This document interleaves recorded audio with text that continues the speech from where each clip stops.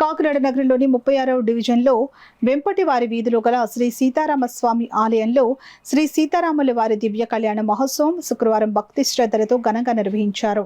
చాంద్రమాన పరాభవ నామ సంవత్సర చైత్రమాస శుద్ధ నవమి సందర్భంగా మధ్యాహ్నం 12:41 స్వామివారి కళ్యాణ కార్యక్రమం వైభవంగా జరిగింది. అయోధ్య పురాధీశులు శ్రీ దశరథ మహారాజు కుమారుడు శ్రీ రామచంద్రమూర్తి మరియు మిథిలా నగరాధీశులు శ్రీ జనక మహారాజ్ కుమార్తె సీతాదేవి వారి దివ్య కళ్యాణాన్ని ఆలయ ప్రాంగణంలో వేద పండితుల మంత్రోచ్చరణల మధ్య సాంప్రదాయబద్ధంగా నిర్వహించారు.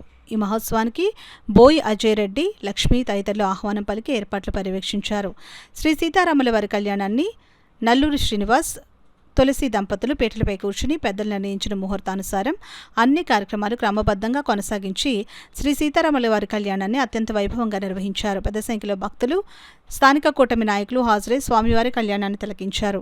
భక్తులకు తీర్థప్రసాదాలు అందజేసి స్వామివారి ఆశీస్సులు అందించారు. అనంతరం అన్నప్రసాద వితరణ కార్యక్రమం నిర్వహించారు. అనుకున్న వాగ్దానం ప్రకారం మా ఎమ్మెల్యే నగ్గారు కాబట్టి కొండబాబు గారు మేము స్వామివారి మొక్కున్న విధంగా రెండోసారి కళ్యాణం భారీగా చేశాం.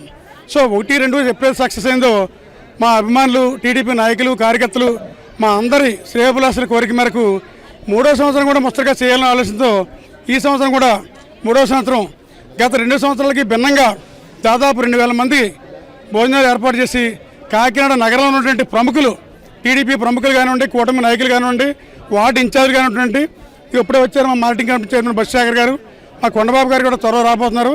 పార్టీలకు అతీతంగా ముఖ్యంగా టీడీపీ, జనసేన, బీజేపీ నాయకులను మేము ఈ కార్యక్రమంకి ఆహ్వానించి దాంతోపాటుగా నాకు గత ఈ 25 సంవత్సరాలు సర్కిల్ ఎవరైతే ఉన్నారో 1 town, 2 town, 3 town, MRO, RDO, joint collector, DM, civil supplies, అలాగే ఇతరత్ర అధికారులు కూడా ఈ కార్యక్రమానికి వచ్చి మమ్మల్ని ఆశీర్వదించమని కోరడం జరిగింది.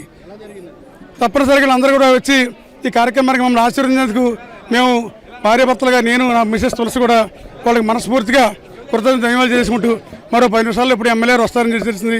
కాబట్టి మా వార్డు ప్రజలకి, ముఖ్యంగా కాకినాడ నగర ప్రజలకి, టీడీపీ నాయకులకు, కూటమి నాయకులకు అందరూ కూడా మరొకసారి శ్రీరామనవమి శుభాకాంక్షలు తెలియజేసుకుంటూ ఈ 3 సంవత్సరాలు ఇక్కడ దిగ్విజయంగా ఈ రాముల వారి కళ్యాణం ఘనంగా ఒక హ్యాట్రిక్తో మేము పరిపూర్ణంగా చేశామని ఒక తృప్తితో ఈ సంవత్సరం ఎంతో ఆనందంగా ఈ కార్యక్రమాన్ని చేయటానికి మేము డబ్బులు కూడా వెనకారించకుండా ఒక సామాన్య కార్యకర్త, ఒక సామాన్య నాయకుడిని కూడా నేను రాముల వారి మీద అభిమానం, పార్టీ ముఖ్యంగా మేమైతే ఎప్పుడైతే పార్టీ అధికారం రావాలనుకున్నామో ఆ పార్టీ వచ్చిందన్న ఉత్సాహంతో ఈసారి మరింత మేమందరం కలిసి ఈ కార్యక్రమాన్ని చేసాం.